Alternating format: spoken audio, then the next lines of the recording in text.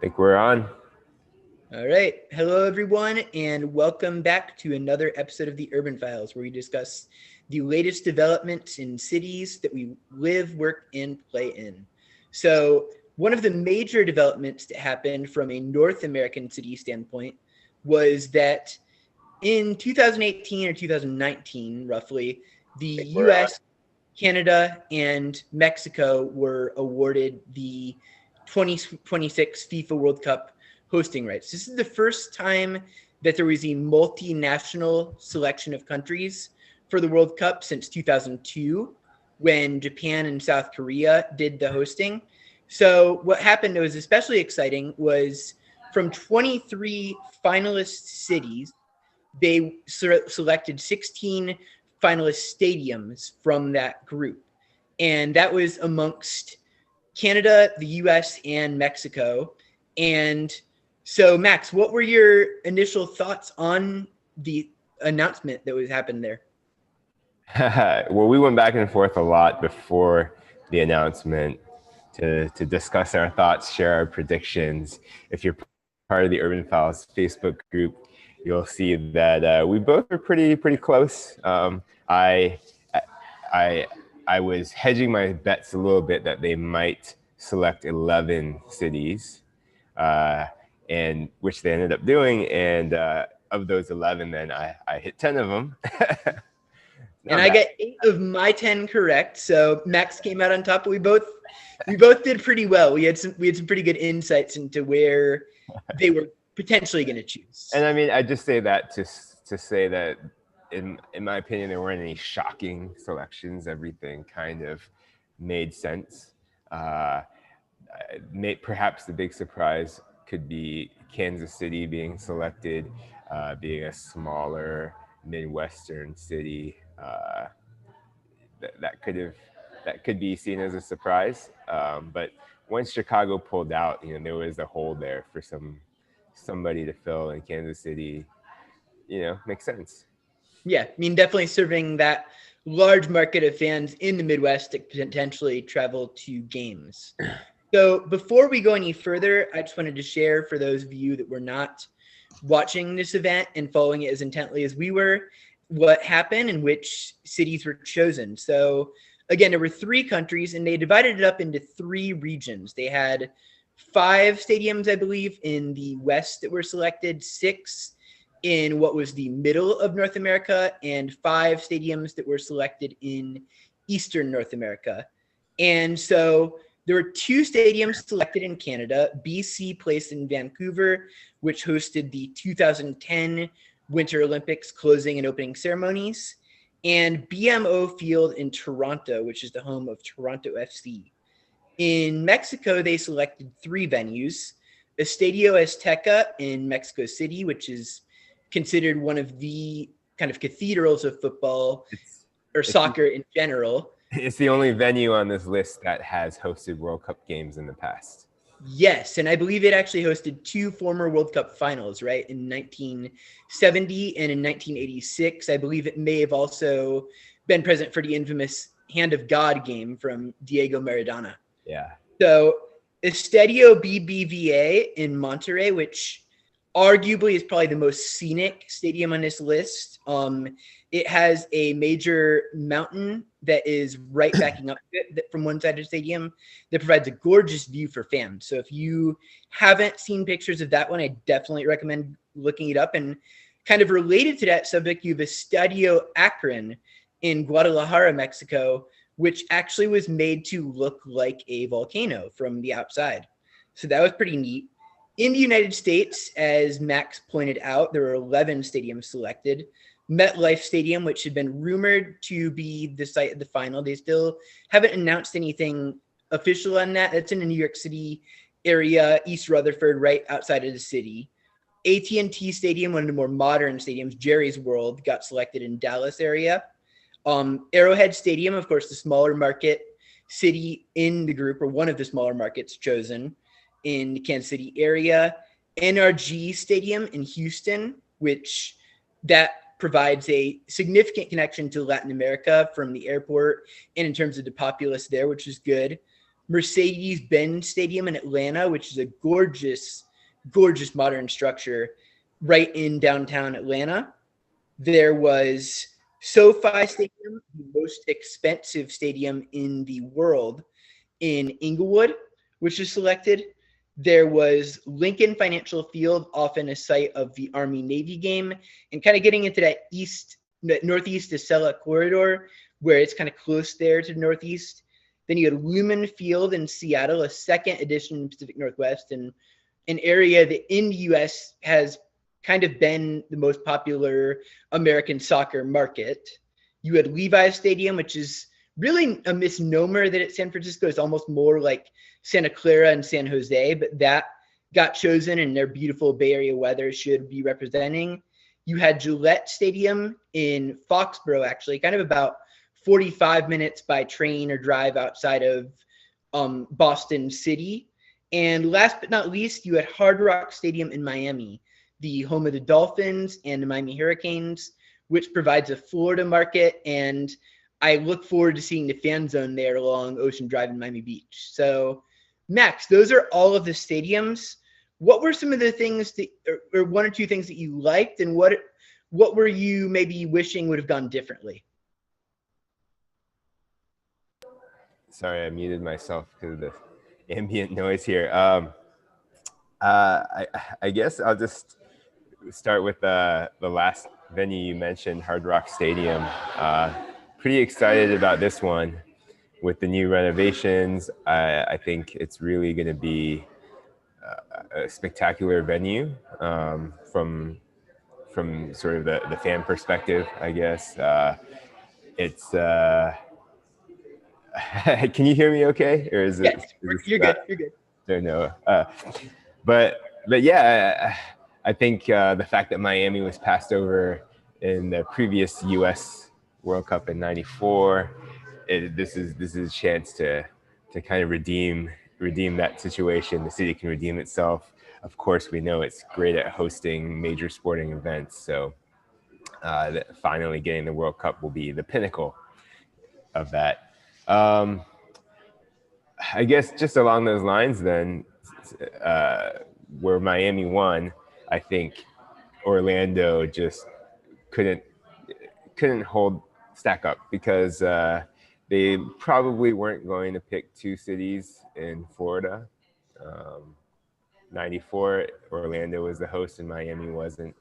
And I think because of the stadium situation, Miami was kind of a no-brainer, and Orlando loses out on that. Yeah, I mean, they've updated the Citrus Bowl over the last decade, but it's still not to the standard of an NFL or World Cup level at this point.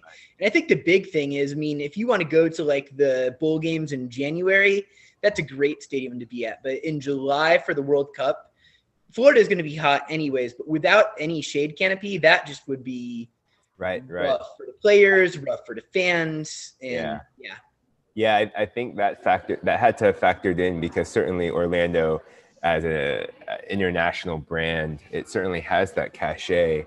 Having previously hosted, obviously, as a city, it can manage just fine. And then with the Brightline train, higher speed rail connection between Miami and Orlando, I think that would have been certainly another positive factor for Orlando joining Miami. But I think the stadium just was the nail in the coffin. Yeah. So one thing I wanted to mention is that, as you said, this is the first multi-nation host in a number of years, 20 years or so. And then it's the first time that there's actually 3 countries hosting.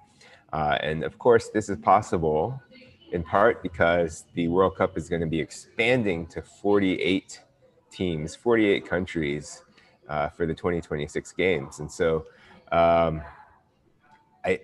clearly the format's going to be changing. It's going to be a different look and feel than what we're used to with the World Cup. And so I just want to talk a little bit about that, because you now have 48 teams. You now only have 2 matches in the group stage. You're going to have 16 groups, which is a lot. And so now we have 16 host cities. So FIFA has chosen to group these cities into 3 regions: West, Central, East. And I'm wondering how you think sort of the group stages will be set within each of those regions. Yeah, so I think that they've actually done a pretty good job with that. I mean, if you're trying to keep things in travel times and flights down to a minimum, I think really what one of the complaints might be from a home field advantage or disadvantage standpoint might be being jet lagged. So I think we can expect that if, say the US is in a group with 3 other teams and they're playing their first match, say in New York, New Jersey, or at Lincoln Financial in Philadelphia, I would expect that it's possible they might go to Atlanta, but I don't think they turn around and shuttle the U.S. over to the West Coast then. I think they'll tend to want to have teams training together and kind of staying ideally in stadiums that aren't too far.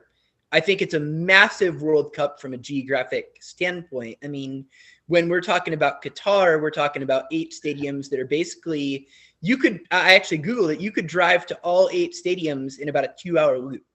So that's how close they are in this coming one in fall 2022.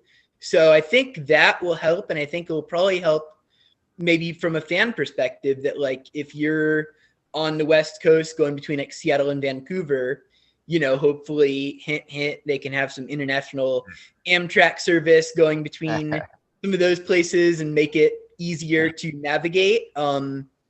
I know that there's probably going to be many fans from around the world traveling to the US from other countries that they may not have the, driving credentials or whatever that they would need to rent a car and navigate these places. So hopefully they manage to take care of those logistics and address them prior to the game starting. Yeah, absolutely. It's a stated consideration by FIFA that they want to limit the amount of inconvenience and travel required for fans and teams.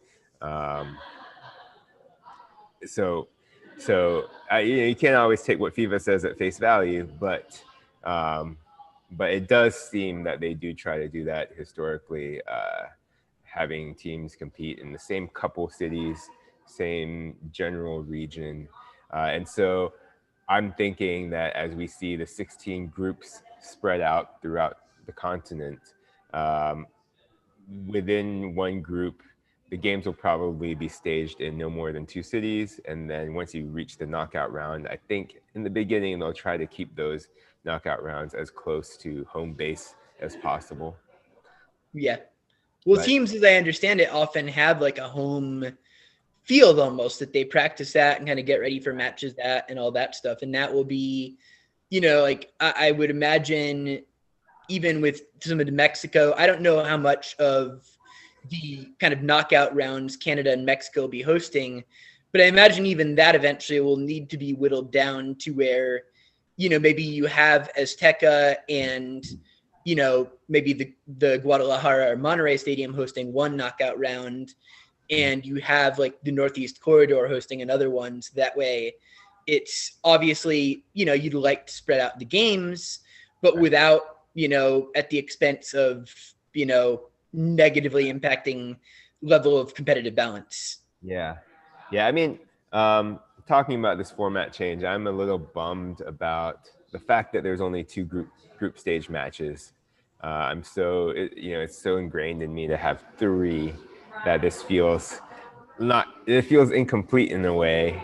And then of course the larger field in the knockout now, there will be 32 teams into the knockout rounds, and that also feels too large in a sense. But as with all things, sports change. Money. Yeah, exactly. And we have to accept that things don't stay the same. And I'm ready to keep an open mind as we go into these games. So I'm not as much of a stadium expert. I feel like this is really right up your alley. sports venues specifically. So I'd love to hear if you have any thoughts, any surprises, any things that you're particularly excited or worried about regarding the venues themselves. So obviously it's a lot of football first venues, but I think that they'll manage to make up for that because it's relatively a similar playing surface. I think from that perspective, things will be okay because, Atlanta and Seattle are already two of the more successful MLS franchises, and they seem to have done a good job of kind of retrofitting what's there.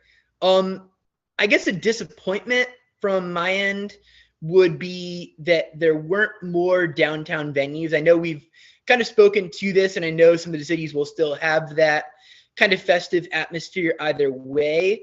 But just having been in Nashville for the Winter Classic and just the dynamic atmosphere of fans, pre-gaming and stuff in downtown and in navigating across the pedestrian bridge to the stadium, there are a few stadiums that I think really allowed for that potential. Nashville especially, but also Cincinnati and Denver, which didn't get selected, and I think really could have maybe enhanced the overall experience compared to maybe the stadium almost being kind of roped off. I mean, like, I don't know what it will be like if you're trying to get outside of the stadium in, MetLife in East Rutherford, or if they'll even allow you to do that from a national security perspective. So maybe that's kind of the thinking there. I think it will be really cool to see just some of these stadiums that are really so modern get to host a different game. I mean, I think what Monterey has, both with their modern stadium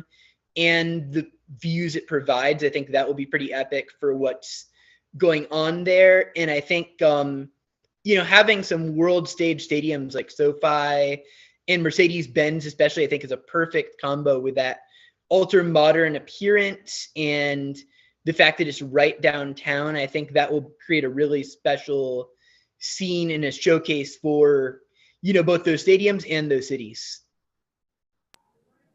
Yeah, awesome. I mean, that's exciting. You mentioned Atlanta and Seattle having a great track record with the MLS and playing in NFL stadiums, and both of those stadiums at least are in good locations. Yeah, within the city. So, yeah. Any other thoughts? I mean, I don't know if I stated this clearly enough, but you are like in my opinion, you are like the preeminent sports venue expert, both in terms of how many places you've actually been yourself, and also how much time you spend analyzing numbers, diving into walkability within the context of all the different sports leagues in the U.S. So yeah, I appreciate that, and it's been a definite research project post dissertation. That's kind of been where I've been spending some of my time of late in terms of looking up cities and stuff. I think obviously some of these stadiums are maybe not quite as strong on that. Like obviously Arrowhead and KC is really set out in the suburbs, but you have really a cool mix because you have some, you have some of the older classic stadiums like, Arrowhead is obviously one of the older venues in the league. And I think they're actually looking to replace it soon. So that would be kind of a cool opportunity to see what it has in terms of its noise level and stuff before it's finished. I know Seattle obviously is known for its home field advantage and the way that it's built. And I think just really as Azteca especially, I mean, that's kind of an older stadium too, but it's just created such a magnificent soccer atmosphere, and it served right away on the metro line from Mexico City. So I think that so many of these places are going to be pretty neat. I guess I'm just excited to see what they'll actually choose for the matches and, where the finals will go and all that stuff. Yeah, that's another time. That's another thing to wait for. And maybe another opportunity for us to revisit this conversation. Yeah. Because I can talk about cities all day, of course, but I think when it comes to venues, I defer to, and I just love to hear what you have to share. Yeah, I appreciate that. It's a labor of love. So, all right, it was a nice conversation, of course, as always, and I think next time we'll be chatting about our travels the last Yes, month. definitely.